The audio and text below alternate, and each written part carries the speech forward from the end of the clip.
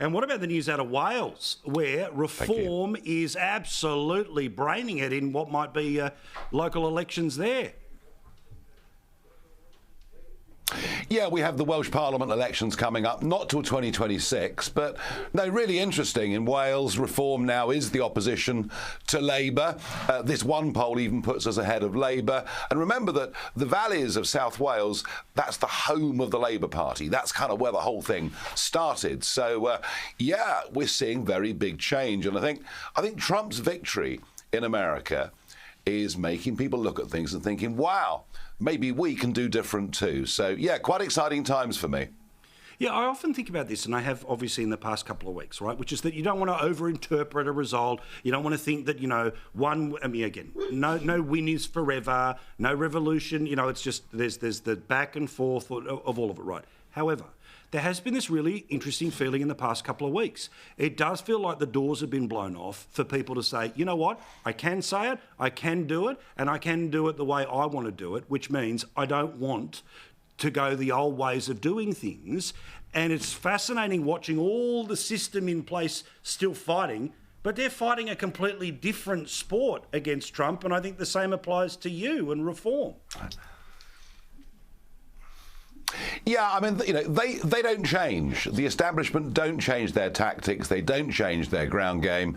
And what they're not recognising is the silent majority are beginning to speak. The silent majority are less scared to say what they feel. And the silent majority recognise that the way we're going in every Western country is into decline as the East gets stronger. So, I genuinely think that we are at, between now and, say, the next couple of years, a real pivotal point in Western politics. And you're seeing it in France, you're seeing it in Germany, you've seen it already in Italy. There's a big, big change coming, huge cultural change. Now forgive me, we didn't key you up on this subject, but I think it's one that you'd be able to easily be across, which is tonight I had a conversation that there's a report that's come out that says that 8-year-olds in Australia is when you start to see signs of potential mental illness. An 8-year-old, right?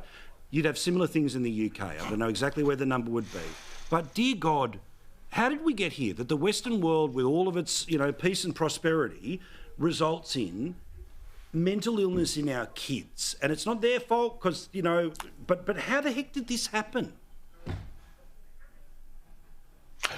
Well, one thing I would say is that lockdown did prove to be disastrous, genuinely, for the mental health of young people. They weren't socialised, they weren't normalised. We must look down on what, back on that period, in particular, what states like Victoria did, and we should hang our heads in shame. That aside, we are over-diagnosing mental illness. We are taking normal trauma that we all go through in our life when we feel upset, we feel down, we're bereaved, whatever it may be, and we're over-interpreting that as being mental illness. And we are, from young ages right the way through, drugging the population with drugs to lift us up, with drugs to put us down. The whole thing is a disaster. And actually, a little bit of old-fashioned, pull yourself together, just get on with it. That's the way it is. Take the rough knocks, move on. We need more of that attitude. And I have to say, I sound like my grandparents when I was 8 years old. And you know what? They were right. Well, this is it. I mean, they, of course, dealt with the existential threats of world wars and depressions and all the rest of it. I think also the fact that the diet of fear that's in kids about climate change and cultural stuff and all the rest of it doesn't help either. Last one here, we talked about Jeremy Clarkson and other farmers that took to the streets. What is the tax situation that is forcing them onto the streets? So farming in this country, of course we have the great landed estates, the Downton Abbey type estates, but most farms in Britain are quite small, and many of them have stayed in families for generations, in some cases even hundreds of years. One of the reasons the whole world comes to England, comes to the UK, and says what a beautiful country it is because the way in which those families have stewarded that land.